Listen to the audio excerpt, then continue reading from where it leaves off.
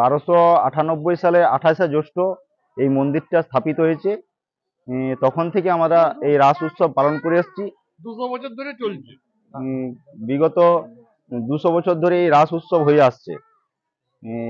আমরা আগামী দিনে ছোট করে হতো, এখন অনুষ্ঠান দিন দিন বাড়তে বাড়তে খুব বড় হয়ে গেছে এবং আমরা চাই আগামী দিনে আরো বড় অনুষ্ঠান হোক। কি কি অনুষ্ঠান থাকে? এইখানে সাংস্কৃতিক অনুষ্ঠান আছে, পালা কীর্তন হয়, তারপরে নরনারায়ণ সেবা 3 দিন ধরে হয়, 1000 লোক খায় 3 দিনে।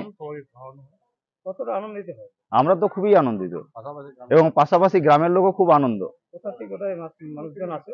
রাজগ্রাম, পাতালখুরি, ঝাটিবন, বরুট, রায়বান, নদাডি, পলাশবনি, শালবনি, আমাদের পুয়াবাগান, ঘোড়ামলি, আশেপাশে 10-15টা গ্রাম থেকে লোক এখানে আসে এই রাস উৎসব উপলক্ষে।